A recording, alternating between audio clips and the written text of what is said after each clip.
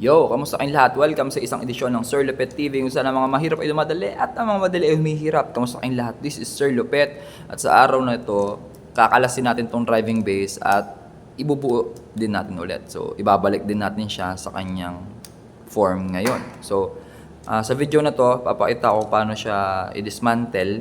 Siyempre, and may mga ilang tips na rin para hindi kayo mahirapan na magkalas. Okay, na magtanggal ng mga parts. Okay? So, pwede mong simulan dito. Tanggalin muna natin itong part na to. Then, followed by the wheels. Then, ganoon din yung kabila. So, habang nanonood kayo nito, pwede nyo na rin i-prepare yung mga pieces, Lego pieces na kailangan. Then, itong yellow, tanggalin natin. Beam yun na 3 module. Tapos, ganoon din sa kabila.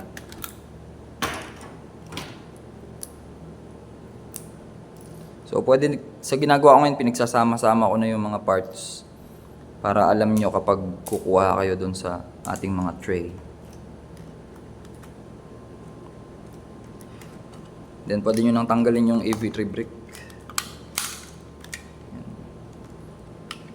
Tanggalin nyo na din yung mga cables.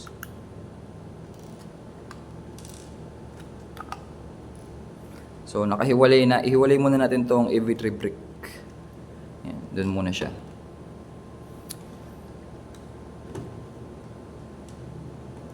Then, proceed tayo dito sa mga parts. So, tanggalin muna natin tong mga cable. Then, yung mga pegs. Then, itong steel ball. Yan, kalasin din natin yan. Tanggalin natin itong bushing na yellow.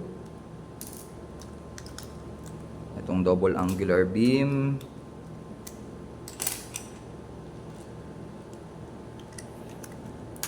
Yan, ito meron ding angular beam dito. So, meron tayong 3 peg na module. Yung 2 peg na module na black. So, ito yung angular beam. Tapos, ito I guess 6 module na black yun. So, ito yung jointer natin, tapos black.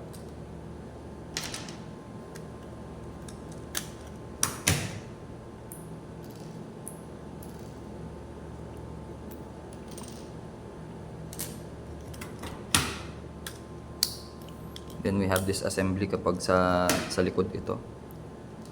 So, pinagsasama-sama ko muna lahat ng mga magkakapareho para pag hinanap nyo dun sa tray, so, madali nyo lang ma-identify. Now, ito na yung mga tips.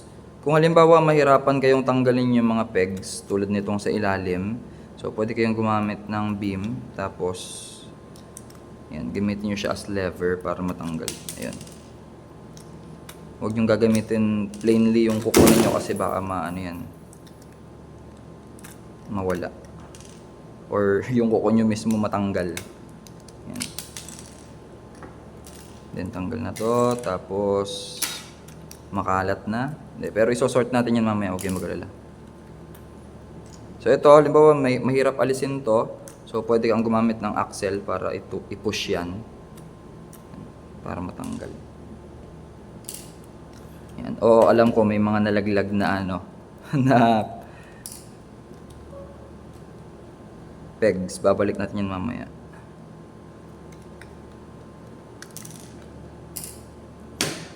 Okay, so it's pulot time. Pulutin ko muna yung mga nalaglag.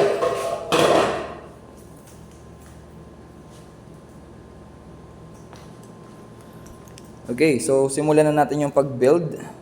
So una, kuha tayo nitong dalawang large motor.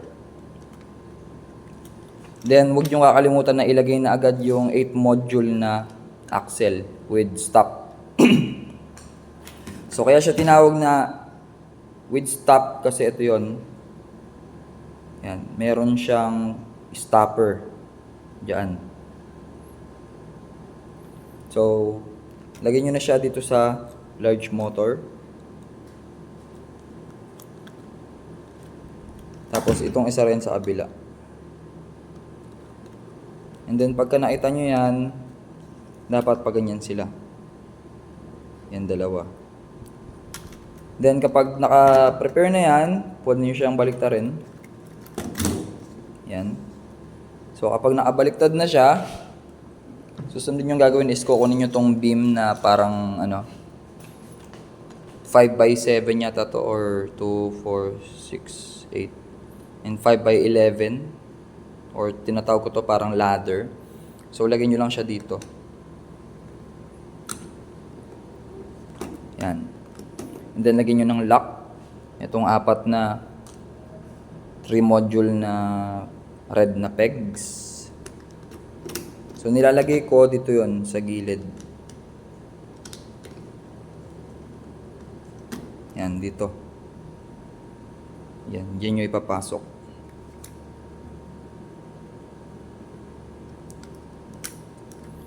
Pati dito.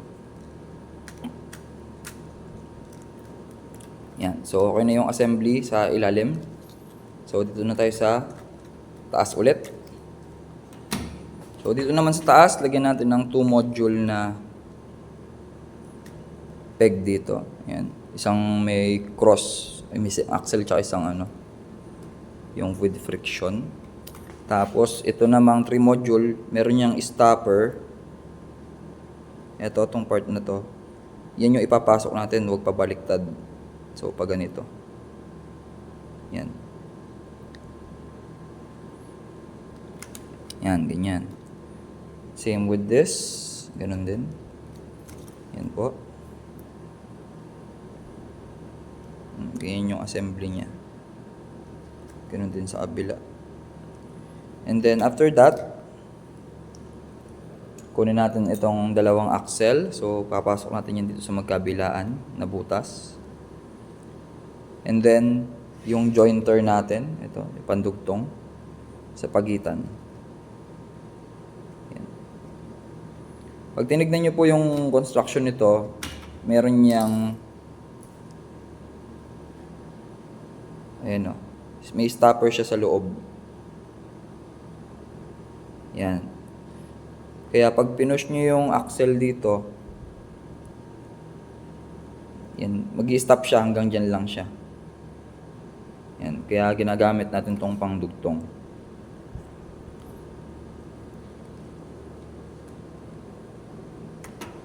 Yan. So kapag okay na yan, kunin natin itong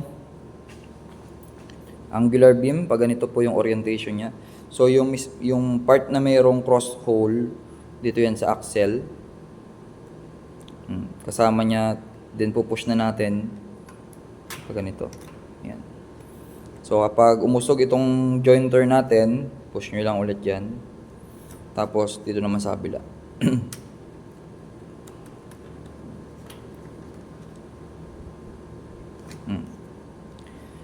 And after that, ito na. Itong double angular beam. Pag ganito po. Yan. Hahanapin nyo lang yung cross hole. Ito yung cross hole.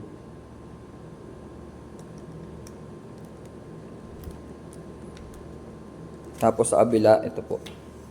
Yan. Yan. Take note nyo po yung orientation. So yan po. Nasa harap siya. So parang mangyayari po kasi dito yung harap ng robot, this direction. So nandito yung dalawang parang bubuhat doon sa AV3 brick. Then lagyan na natin ng bushing, yung 1/2. Kaya po 1/2 kasi meron itong mas mataba dito, kulay gray. Yan, ilagay lang natin. And then pwede na natin i-prepare yung dito. So, lagyan nyo lang ng dalawang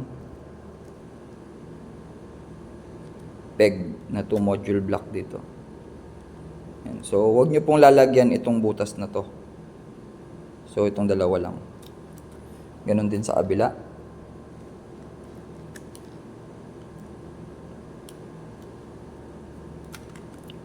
Okay. And then, lagyan natin itong angular beam. Dito nyo po ilalagay sa, hindi sa dulong butas, sa pangalawa po. Yan. And then, mamatch siya dito sa dalawang peg na nilagay natin, yung itim. Yan. Ganon din sa kabila.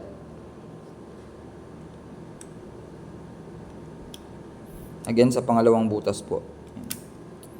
Kapag nakapwesto na yan, lagyan natin ng dito, lagyan natin ng peg magkabilaan po.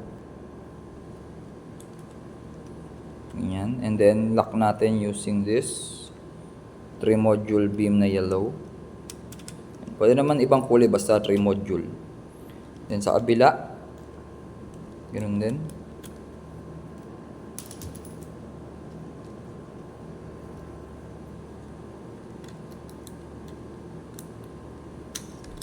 Then, ito ulit. Pareho lang, no? Yan. So, at this point, pwede na nating ilagay yung wheel. So, dito sa wheel, merong mas malalim, merong mas mababaw. So, yung mas malalim yung nasa loob. Then, lagyan din natin ng pointer. Ito po nagagamit to if you want to determine ilang rotations yung gulong. Yan. Yan po. And then, sa kabila din. Again, yung malalim yung nasa loob. Then, push nyo lang. Tapos, itong pointer natin, dyan. Yan. So, there you have it. Nakakabit na yung dalawang gulong. And then, another na ipiprepare natin is yung kabitan ng AV3 brake. So, lagyan nyo lang dito ng 2-module na peg dito sa taas. Ganun din sa kabila. Ito po yung close-up view niya. Tapos sa ilalim niya is dalawang 2-module peg na black. With friction itong black kasi. Ganyan po. Okay. And then itong remaining parts, ang purpose naman nito is ganito. Buuin nyo lang siya sa ganitong paraan.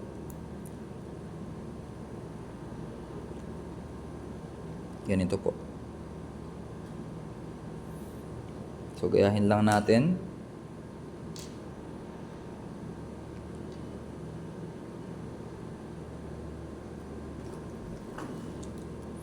So, meron tayong part na lalagay dito. Yan. And then, isa pang peg para dun sa taas. Wait lang, kuha lang ako.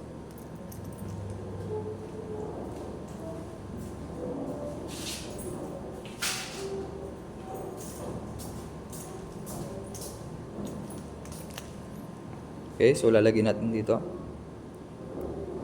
So as you can see, identical yan. Magkamukha yan dapat. So ilalagay natin yan dito sa part na to. Yan. So makikita nyo yung mga large motors, may mga butas yan. So dito nyo ilalagay. Yan, almost magkatabi sila. Magkalapit lang po. Okay. So, set aside muna natin yan kasi meron pa tayong steel ball assembly. Ito yun. So, paano to buuin? So, para malaman, kalasin muna natin.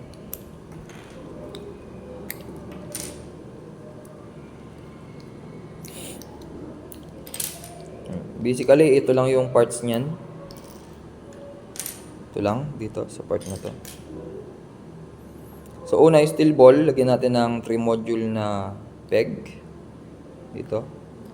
So, makikita nyo dapat kabilahan is meron dyan. And then, abang natin itong 3-module na axle. Yan. So, ito, be careful kasi maano yan, no? Madulas yan. Kasi wala siyang friction. So, next, yung cross hole nitong part na to, yan. Dito natin lalagay. Kasama nung peg. And then after that, ito naman. Yan. So, ganyan na po yung assembly niya. And then, itong block na ito. So, lalagyan natin dito. Yan. Tapos, dito din. Yan. Again, paano yun? Meron dyan butas, di ba? Diyan lalagay yan. Then sa kabila, ganun din.